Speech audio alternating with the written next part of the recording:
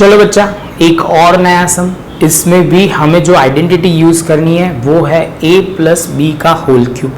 तो हर बार पहले हम जो स्टार्ट करते हैं वैसे ही स्टार्ट करेंगे। तो यहाँ पे सबसे पहले हम लिखेंगे, यहाँ पे लिखेंगे अल्फा प्लस बीटा का होल क्यूब। अब बच्चा ये तीसरी बार कर रहा है, ऐसे देखो तो कई बार किया हुआ है लेकिन ये सीक्वेंस में तीसरी बार आ रहा है। तो बच्चा यहाँ पे आपको ध्यान में रखना है alpha cube plus beta cube plus 3 alpha square beta, यहाँ पे 3 अल्फा इंटू बीटा स्क्वायर। हमें जो आइडेंटिटी चाहिए वो ऐसे वाली है, alpha plus beta whole cube is equal to, यहाँ लिखेंगे अल्फा प्लस बीटा का होल क्यूब, यहाँ पे लिखेंगे कॉमन क्या निकल रहा है 3 अल्फा बीटा, रहेगा क्या अल्फा प्लस बीटा रहेगा। यहाँ तक कोई डाउट नहीं होना चाहिए। आप बोलोगे सर अल्फा प्लस हमें अल्फा क्यूब और बीटा क्यूब को अलग करके कैलकुलेशन करना है, तो बच्चा प्रॉपर लिख लेते हैं अल्फा प्लस बीटा का whole cube minus 3 alpha beta into alpha plus beta is equal to alpha cube plus beta cube. Clear? जैसे ये स्टेप कंप्लीट होता है बच्चा, अब आगे का थोड़ा इंपॉर्टेंट पॉइंट जो ध्यान रखना है, तो अब जो गिवन है वो क्लियर कर देते हैं। तो गिवन में आप देखोगे तो हमारे पास क्या है, तो आप बोलोगे quadratic polynomial ax square plus bx plus c हमारे पास रेडी है। क्या चाहिए? Sum of zero and product of zero. तो यहाँ पे हम स्टार्ट करते हैं। सम ऑफ जीरो में बच्चा क्या लिखेंगे, तो पहले लिख लेते हैं, उसके बाद डिस्कस करते हैं। तो बच्चा सबसे पहले सम ऑफ जीरो मतलब आप बोलोगे सर यहाँ पे हम लिखते हैं अल्फा प्लस बीटा, तो यहाँ पे आप बोलोगे coefficient of x, coefficient of x जो हमारा है b और कोएफिशिएंट ऑफ x स्क्वायर तो आप बोलोगे a, लेकिन आगे माइनस की साइन है तो यहाँ माइनस लिख लेंगे। Same way product of zero तो मतलब अल्फा इंटू बीटा, तो यहाँ पे आप लिखोगे कांस्टेंट टर्म जो हमारा है c, coefficient of x square जो होगा हमारा a।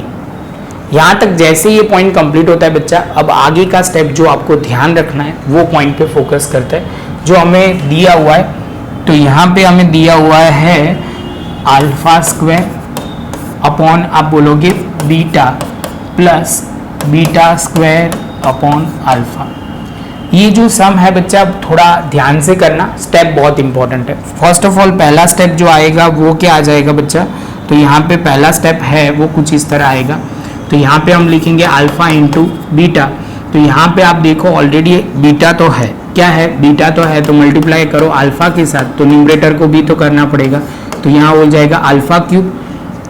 सेम वे बच्चा यहाँ बीटा के साथ मल्टीप्लाई होगा तो बीटा क्यूब आ जाएगा। क्लियर?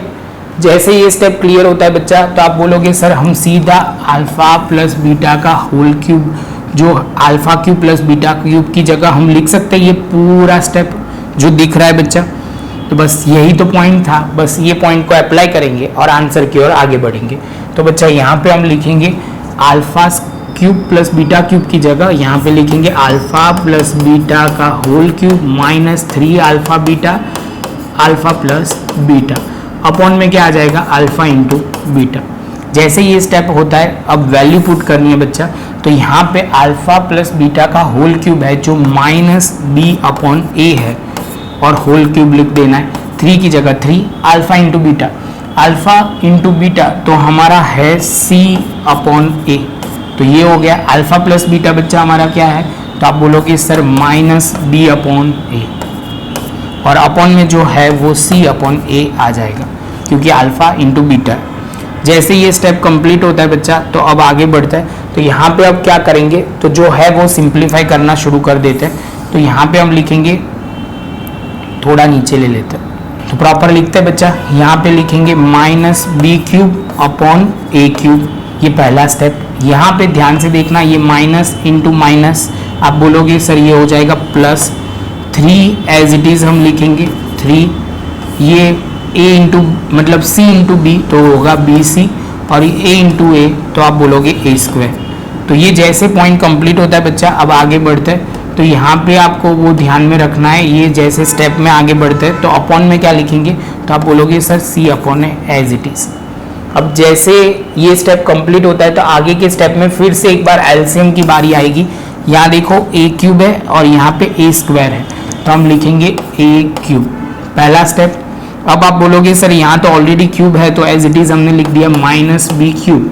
यहाँ पे आप बोलोगे सर ए के साथ मल्टीप्लाई, तो ऊपर भी ए के साथ मल्टीप्लाई, तो आप बोलोगे प्लस 3abc। क्लियर, कोई डाउट नहीं है। अपॉन वाला जो पोर्शन है वो एज इट इज हम लिखेंगे c अपॉन ए, c अपॉन ए। अब इसको सिंप्लीफाई करते हैं बच्चा, तो यहाँ पे हमने लिखा B cube plus 3abc upon में लिखा ए क्यूब। अब यहाँ ध्यान से समझना, डिनोमीटर ऑफ डिनोमीटर ये है डिनोमीटर, ये हमारा पूरा डिनोमीटर, डिनोमीटर ऑफ डिनोमीटर हमारा ए है तो उसको न्यूमरेटर में चला जाएगा, तो यहाँ पे लिखेंगे a अपॉन सी। तो यहाँ पे आपको वो क्लियर करना है a अपॉन ए क्यूब, तो यहाँ पे लिखेंगे a और ये 3 बार a। तो आप बोलोगे सर कट कर देंगे तो क्या आ जाएगा, तो कुछ इस तरह आएगा b क्यूब प्लस 3abc, तो यहाँ पे लिखा जाएगा a स्क्वायर इंटू सी। मतलब आप पहले c बाद में लिखना चाहो तो लिख सकते हो, a स्क्वायर इंटू सी। इसके साथ बच्चा हमारा पूरा सम एक फ्रेम में भी आ गया है, तो प्रॉपर नोटबुक में लिख लो। स्टेप बाय स्टेप जाओगे तो कोई प्रॉब्लम नहीं हो गई, थोड़ी ध्यान से करना, छोटी मोटी गलतियां ना हो वो ध्यान रखना है। मिलते हैं बच्चा नेक्स्ट लेक्चर में नए एक सम के साथ।